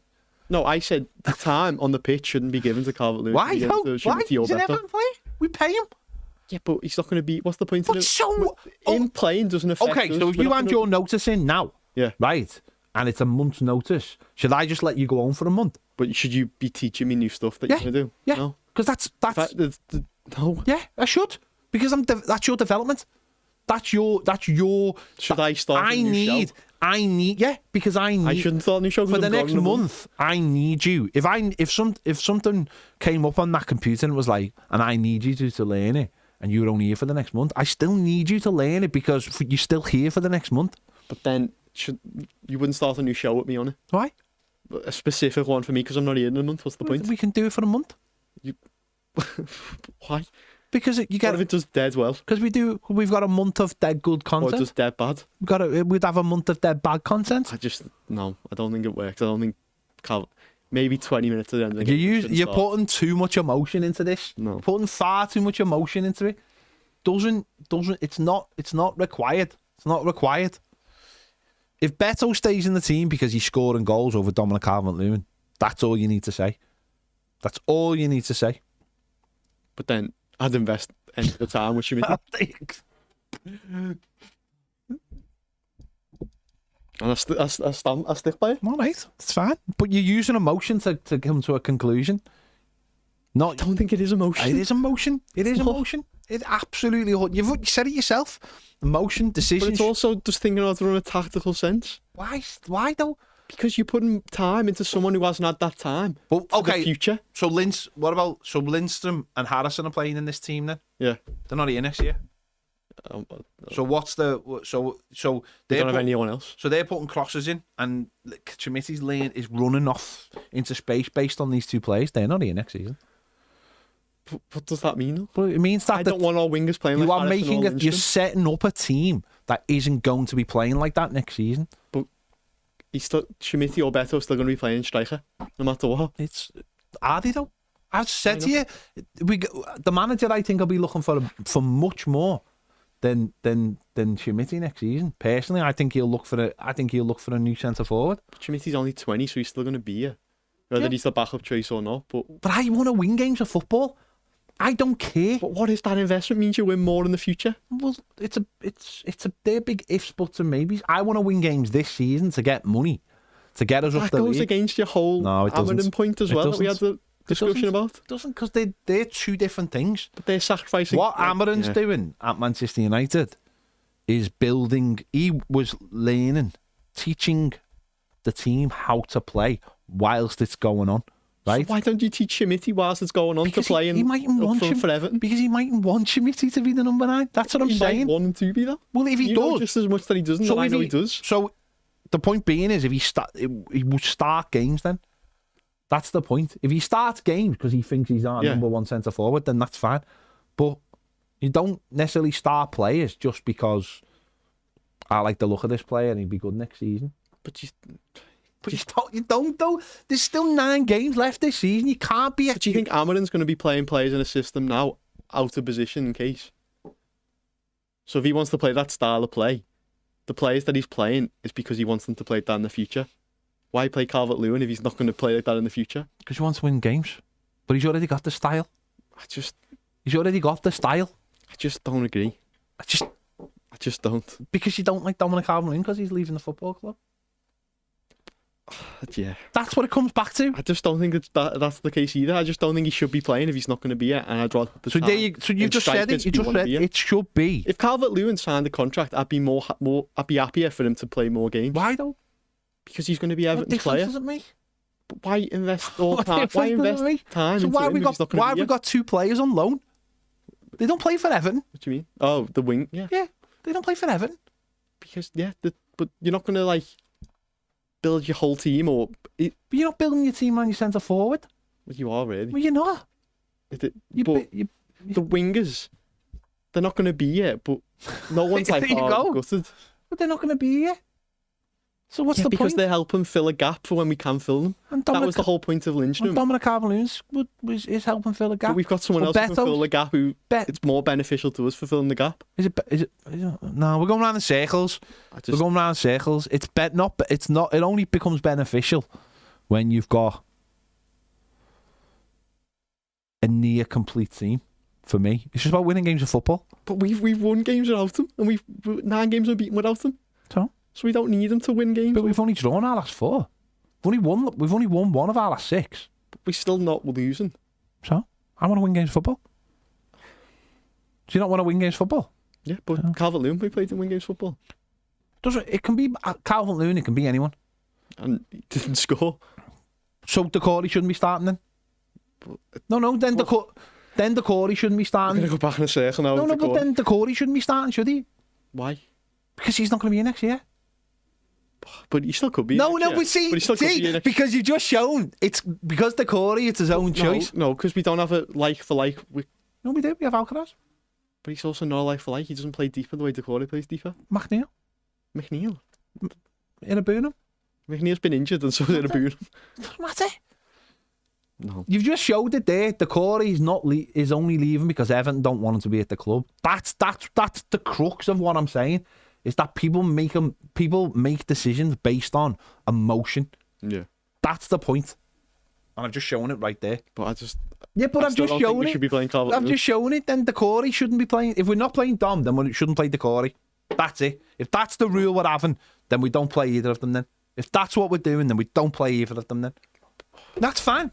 That's the rule. You set the rule, not me. But that's not what I'm saying. Well, it sounds like you are saying that. No, I feel like you're putting words in my mouth. No, I'm not. You are. If we're not playing someone because they're leaving at the end of the season, then we're not playing anyone who's leaving at the end of the season. But Calvert-Lewin's going to play in striker, and we have 2 strikers there. We have midfielders, but none of them play like the core. But we've got midfielders for the way we play. James Garner's not going to do what the core. No one can do what Dom does when he plays with his back to goal. That's just true. Yeah. That's just true. If you want to play a different way, that's fine. But that's just true. But if we're not playing Dom, then we're not playing Decore then. That's facts, isn't it? They're both leaving at the end of the season for nothing. Just disagree. No, but they are. I know they are playing, but no, but we're arguing over. We're arguing over whether players should be playing. We had a young player at the club who could do or showed signs with Decore, then I'd say play him over him. I just don't agree. I don't agree because it doesn't matter whether it's Dominic Calvert-Lewin. It doesn't matter whether it's Decore. It doesn't matter whether it's Michael Keane. It doesn't matter who it is. It doesn't matter for me who it is. If you're leaving at the end of the season, make a decision then. They're either not playing or they are playing. But it can't be one or the other. I think it can be though. That's all. Then what's the point then? How could you're making an emotional decision? It's different. Why is it? It's not different. It isn't different. Different skill set, different everything. It's not. There's No one has the energy to do what Decore does, and that's vital to how we've been playing. So do you want you want Decore to play every game now to the end of the season? Oh, so you don't even want him in your team? No, ideally, Alcaraz starts to take him out. Okay. I think that's fair. Okay. No, it's fine. James doesn't like Dominic Calvert-Lewin. It's become personal, and we'll move on.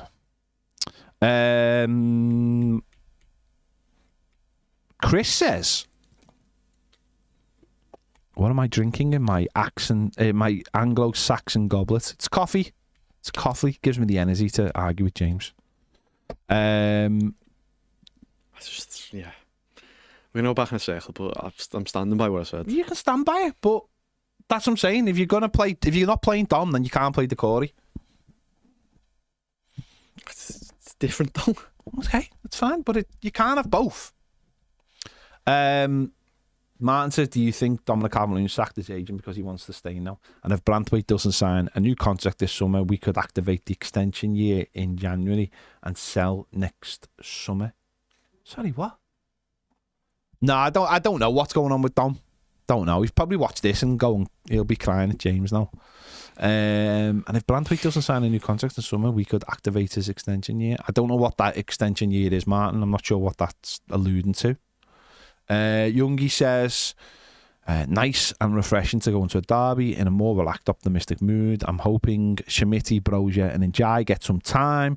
Since Moyes has taken over, he's turned the mentality around and given us fans the belief we can get something against any team, even at Anfield. Absolutely. Mark says, you could get the best out of Jesper in a flat 3, but we don't have any fullbacks for that.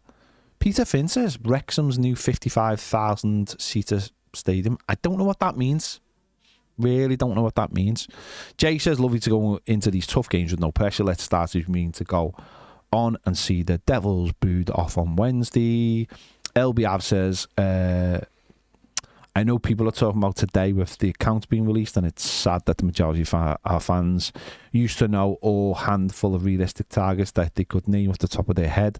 But now the average fan, including myself, is more likely to be able to tell you about PSR and balance sheets. Can't speak for other clubs, but it's definitely the case for us. Let's hope the attention shift the other way to find back to the field. Now things are looking a bit more positive financial. Yeah, well, let's hope it continues in that vein, but without selling all our players. AJ No says would love to see the B&M Stadium. Mark says Patterson left back, idea or madness. I can't see it myself. Patterson at left back. There'd be a chance because he's not going to get it right back, is he? Unless not in this game. Grey says, got to agree with James here. DCL wants off. Play the players we were more likely to have next season. No point playing a player 100% will not be next season. Sound? Then we don't play Decore then. That's no, but that's fine. No.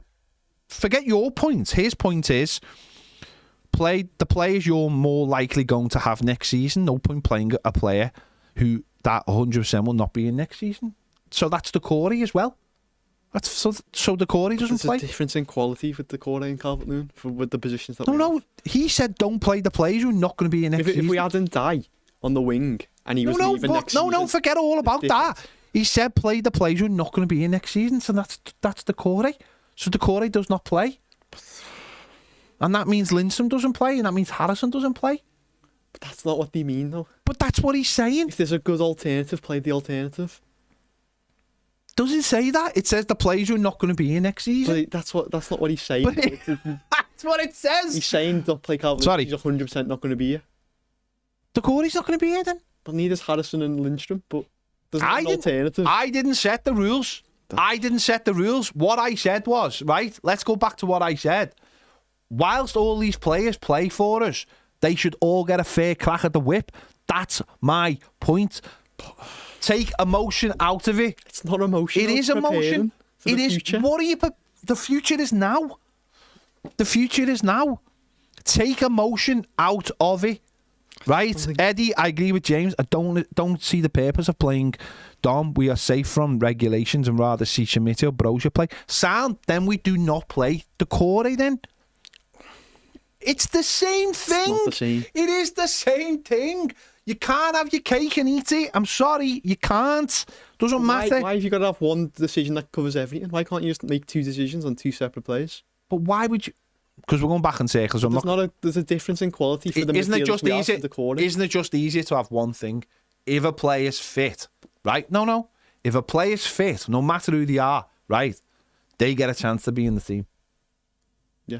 There you go. That's it then. But no if buts, and maybe this is the point. Why can't there be an if but on a baby? This is the point I'm trying to make, is that every single player plays for Everton. They're contracted to Everton, so every single player should have a chance to play for Everton. That's the end of it. Yeah. But when Lukaku, right, decided he wasn't signing his contract, everybody knew that he was leaving at the end of the season. Nobody said drop him. I said that before. No. If I'm Liverpool, I'm not dropping Trent because I know he's one of the best in the world. But so it doesn't. Calvert-Lewin's not that good. Every single player. We've shown we can do without him. Well, this is where we agree to disagree. Every single player, I believe, who plays for Everton, who's contracted to Everton, should have an opportunity to play for Everton, and it should be the best 11. And if that has Dominic Calvert-Lewin, if that has Decore, that's up to the manager. That's it. That's my opinion. Doesn't matter who it is. That's my opinion. Your opinion's different. Yeah. And that's fine. That's fine. But I'm right. No. And we'll put it this way, right? I imagine the manager will go with what I've suggested. Found out. No, but that's it. Dom might never come back this season.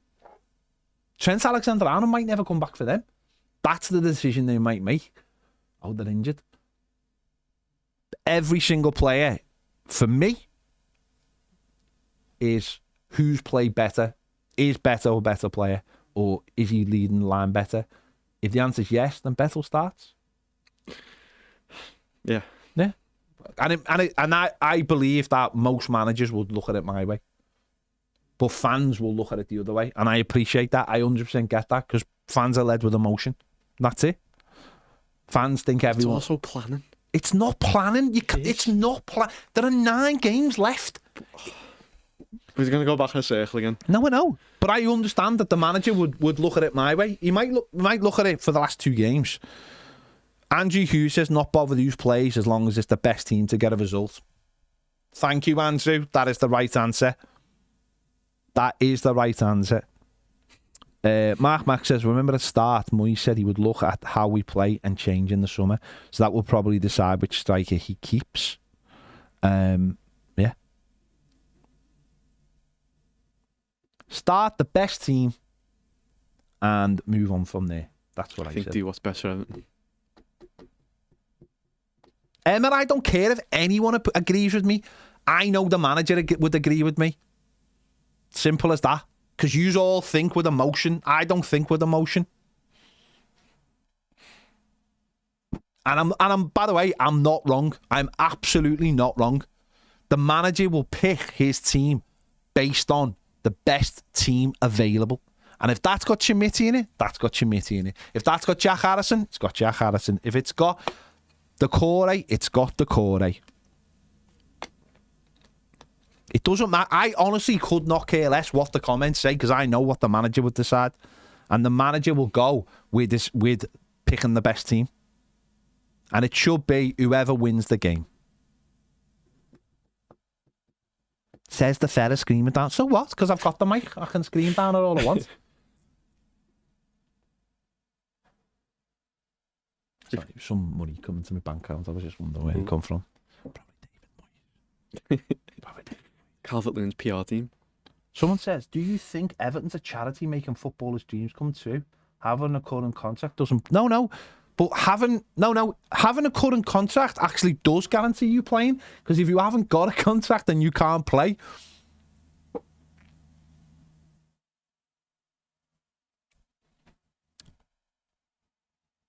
James Garner says, who do you think is more likely to score on a one-on-one, Beto or DCL? Beto. I 100% agree.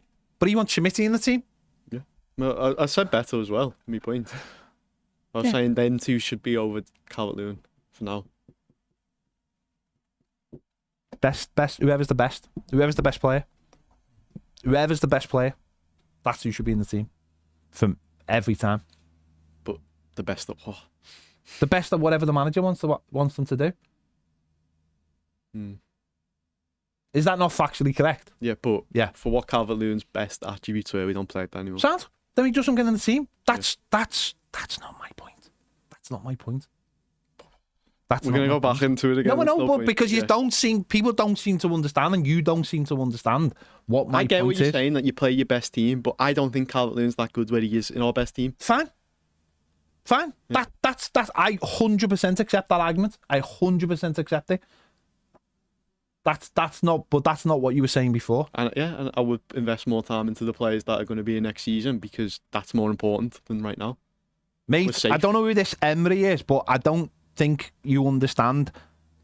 You're saying having a contract doesn't guarantee. You're saying having a contract doesn't guarantee playing time. I don't know what that means. You're saying I'm embarrassing myself. No, you need a contract to play for a professional football club. You need a contract. I have no understanding what you're talking about. You need a contract to play. It doesn't matter how long that contract is, because we have 13 players who are out of contract in the summer. Emma, honest to God, I'm binning you because you're just annoying me. Cry-arsing about Baz. Honest to God, you think you fancied him or something? He's a happily married man. Get over yourself. You know what makes it hilarious is Beto is a much better finisher than Don. He is or isn't? Much better finisher. No, he's a much better finisher. I have no issues with that whatsoever. So that's not even the point. How did we get an hour and a half out of this? Like, where's this came from? How did we get an hour and a half out of this? And because I had this conversation last week as well, and we had nothing to talk about. We haven't had this has been a really good conversation. Yeah, no, I've enjoyed Paul says if Jarrett Brantwaite said he was leaving at the end of the season, would you drop him and play someone else? I said with me Trent point, no. There's a big change in quality there. By the way, right, whoever plays up front, it should be for the sake of making the team better. That's again, that's been the point that's been lost in this. Whoever starts playing, whoever plays should be for the best of the team. Now, if that's Schmitty, it's Schmitty. If it's Beto, it's Beto. Simple as that.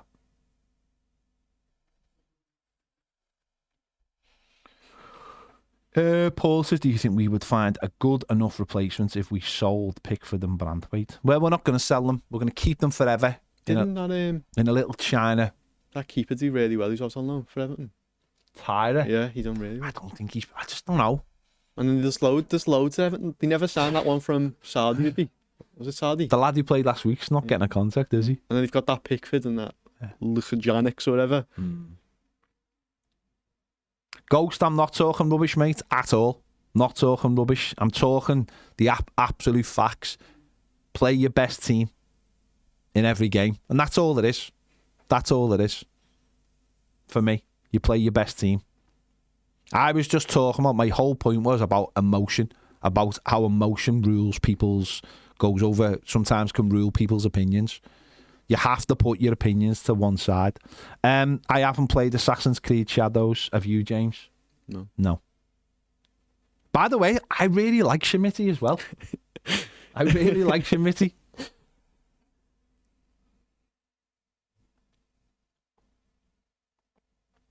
Mike Cosgrove says, if Brantwaite was leaving, we'll drop him and play O'Brien centre-back as long as we are safe and couldn't get Europe.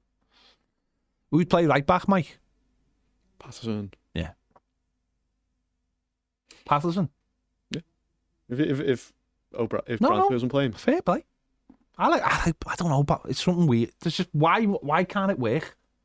Something weird, Patterson, isn't it? Yeah. Something weird, isn't it? You think as well, but you'd hope that towards this end now is where he starts to get like a proper run of games, and you know that last like 20 minutes if he comes on, even if like right mid or whatever. Okay. Right. Once again, I don't quite understand this person, Emery. I don't know what you're driving on about, mate. You said that I said every single player who's contracted to play for Everton should have an opportunity to play, and I said contract doesn't guarantee playing time. Neither did I, mate. What I said was having a contract guarantees you a chance of playing football. So I don't know what you're going on about, mate. Mike says, soon find out if he's good enough to keep for next season. No, you have to make the decision on him now, isn't it? Because I'll be honest. I think the whole point of this is that they do find out these decisions every day in training whether players are good enough. I think the managers. I think we've all the Beto thing has sort of taken the manager, hasn't he, by sort of surprise, and you can tell that, hasn't he? You can tell he's like, wow, I didn't think he was good enough. But then you've got the Jake O'Brien situation, haven't you, where the manager's looked at him and gone, I can get something out of this player.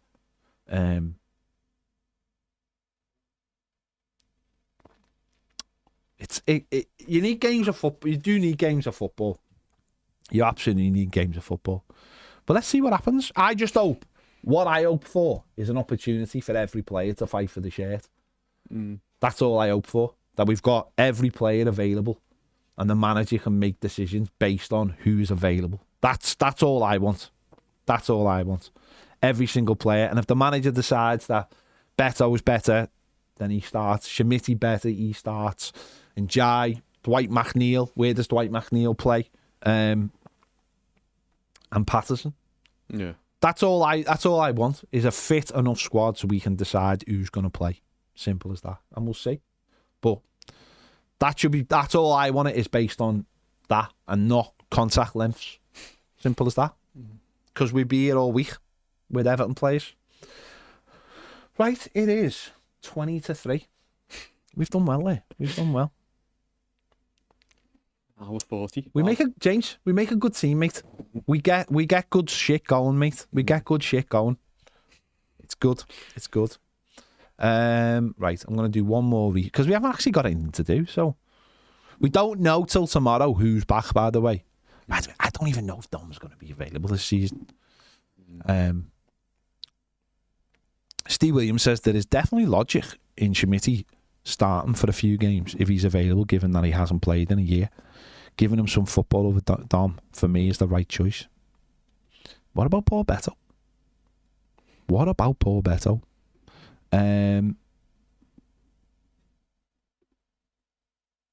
Eddie says, do y'all's water bottles top not come off? No, they've got like little things on them. They have like a little plastic thing. Is that got a little plastic thing on it? Yeah. Yeah, so they've been basically so that you can't throw them away. It's for litter and stuff. We worry about stuff like that in this country. What? Felt like an unnecessary dick. No, we do. Oh, have you seen the state of America? Don't care about anything. Although it is all pretty redundant when making AI pictures basically melts the earth. Oh yeah, do you see that? Or like the processes and that melting? Yeah. Well, do you reckon, don't you, for every AI picture that gets made, it's just like, it's pointless doing any kind of recycling. It just heats the world up in one go. Gray Lee says, don't play Decore. Man can't pass a ball. Alcaraz is much better. It's different in a winger situation as we have no viable alternatives.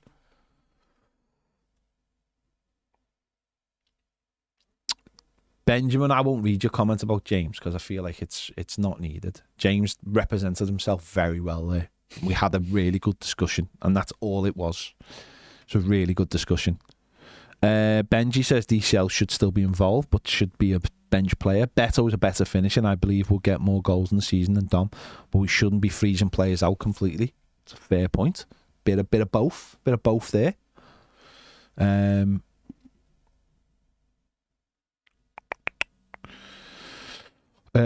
Ian the Blue says always play your fittest and strongest side. Yeah, that's all it's about, isn't it? EFC88 says I'd start Brozier up front. That's for one.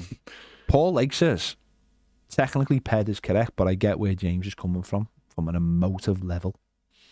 I just don't think it's emotive. Don't.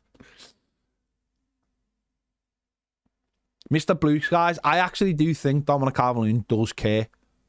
I actually do think he cares. Again, this is where we bring emotion into it. You think he doesn't care because he hasn't signed a contract.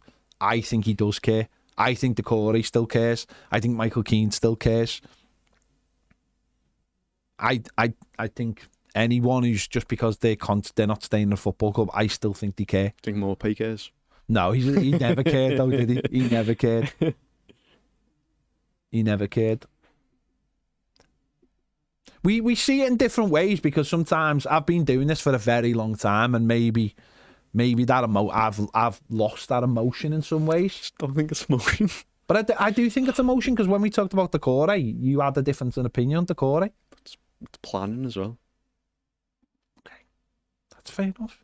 You've made your point. It's Ned training me up for this job before he leaves. That's what I see it. Ned didn't. But he didn't train me up. Ned didn't train you up. Exactly. So if Ned would have trained me up, would have been way easier for you and Baz. Is it what? Would have been way easier for you and Baz. Would have been no, wouldn't have been. I wouldn't have let Ned train you up. Why? Because I just wouldn't. Because I want it to be done in a way, and if I want something to be done in a way, I'll train you up, which I did.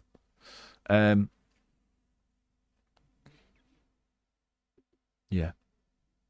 Stop making AI pictures also, because I don't even think after the first few, it just becomes everyone doing them, isn't it? Yeah. I think it's scary if you're an artist. Yeah, have you seen people doing terrifying. graphic design? No, that's terrifying. Like footy ones as well. That's terrifying, isn't it? Because I saw an Arsenal page done one for that Gyökeres and it looked really good. But then the only thing that gave it away was he had 9 fingers. He was doing that with his mouth. He always have 9 fingers. And it was like, but it looked really good. And apparently it was just a whole prompt and no like personal. It was AI for that kind of stuff is pretty terrifying. Like, see, Richarlison putting up Everton ones. Yeah. I think he's desperate to come back. I'm past that now. Paul Lake says he's met you at Hunts Cross Station. Did. Fair play. You'll never meet him at Hunts Cross Station ever again. He's got a car now. He's got a car now, and he's gonna. Did you drive it over the weekend? Yeah. Where did you go? Anywhere good? No, on Friday I went and got some Mother's Day presents, and then I had to drive them to me nan's. Nice. Double bubble there. Double bubble. Yeah, Tom. Yeah, AI is people are going to seriously lose their jobs because of AI. It's good for some things. I like how you can use it for things that are already like computer based. If that makes sense. Like what? Like so, like Googling something in a way. But then again, I don't know what people's jobs. So have you seen the one on YouTube Music where you can make a playlist for you? Oh yeah, like there's a Spotify DJ or for you. So I don't know whether I don't know whether that's lost someone a job though, because that's just something we would do. Yeah.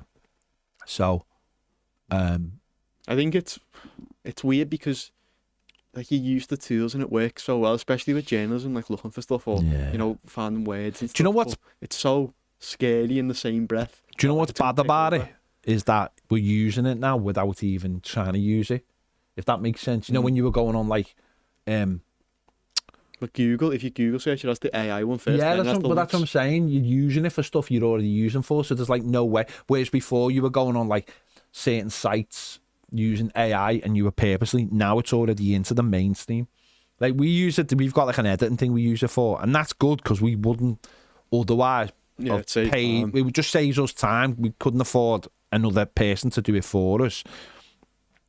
But it's weird. It's weird how it's gone. Basically, the world's just gone mad, isn't it? Let's be honest. People are trying to just take over countries that have got nothing to do with them, and do you know what? It's actually pretty sound that we're just still having arguments about football players. Do you know what I mean? Like we're just having arguments about football players. That's sound, as far as I'm concerned. We could be like having much bigger discussions about much worse things. Yeah. Let's maybe let AI decide who should play in the team. I'll ask it right now. Go on. Go on. This can just decide who wins. We are letting AI. How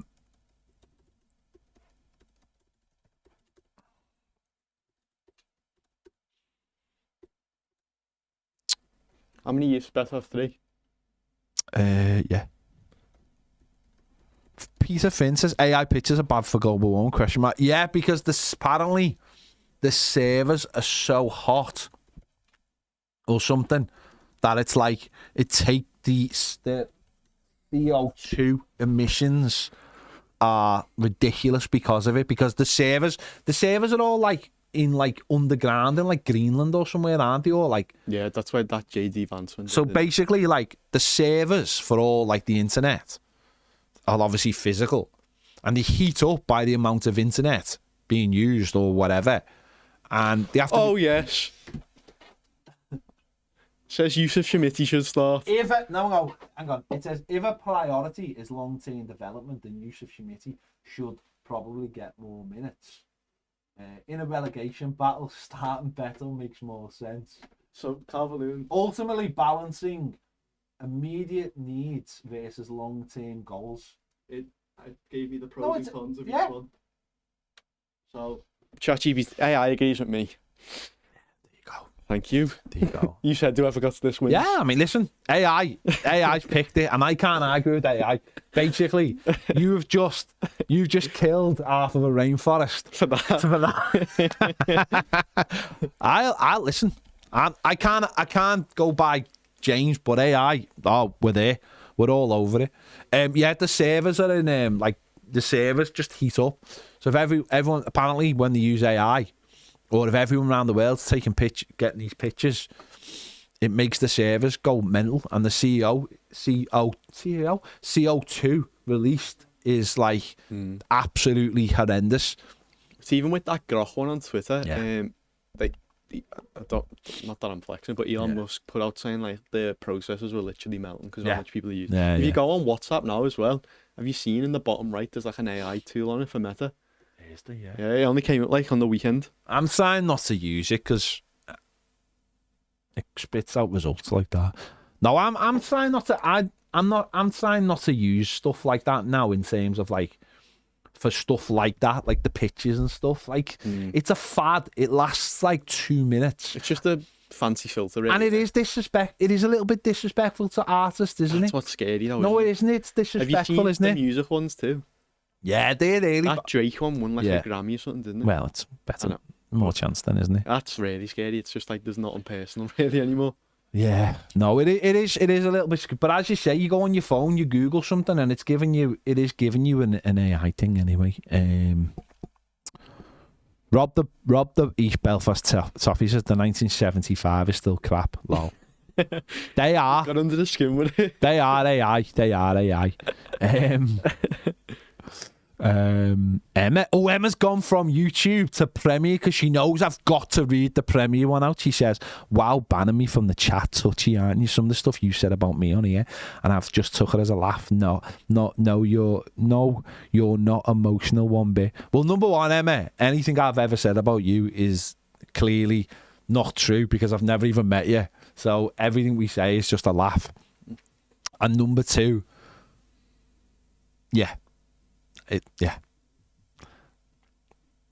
it's part of the thing, Emma. We've been on here for nearly 2 hours. I'm just basically pulling strings everywhere. It's part of the act. Right, one more refresh. I like that you went on Premiere though. You were like, you cannot resist. You have to read out my comments. I don't even know why you go on YouTube anyway. Tom Mack says, I have to agree with Ped. If a player's contract to the club is played by the club and is fit to play, then Moyes will pick the best team for those players to play for Everton to get a result in a given match. We have the remaining games to get as many points as we can to finish as high as we can. Planning for next season begins the last whistle of the season. Maybe not. Listen, for all I know, the manager might come out and say, I'm playing a load of kids. But I doubt it. Is that Liverpool playing loads of kids or Everton? No, Everton, I'm saying. He might come out and go, Remember Everton we're just playing loads of kids. He won't. that one in the FA Cup, that was That was bad. that was a bad one. It's a bad one. That's why I got like flashbacks then when you said loads of kids about the derby. I'm glad that's what your flashbacks were.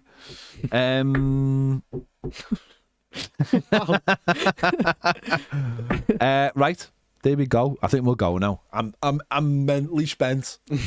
Need a minute. Nah, money, listen. Take it all with a pinch of salt. James is absolutely correct. You need to develop players. And Schmitty might be his opportunity this year. It might be his opportunity. I'm speaking now because the people who are still watching are the hardcore. So they're hardcore. We've been here for nearly 2 hours. Yeah, we've been here for nearly 2 hours. No, James is absolutely right. Players have to be developed. And if the manager decides to Schmitty starting games, then he'll start games. I just think everyone deserves a fair crack of the whip. That's all. But if Dom's not playing, the Corey's not playing. Right. See you all. Right, we're probably going to be back on in about an hour on depends if Baz comes back from the overlap. You just text me him. Okay. So we're probably going to do the preview and then we'll do the live. But it's probably not going to be as late as 5 o'clock, depending on what time Baz gets back. So we'll see you all later. See you in a bit.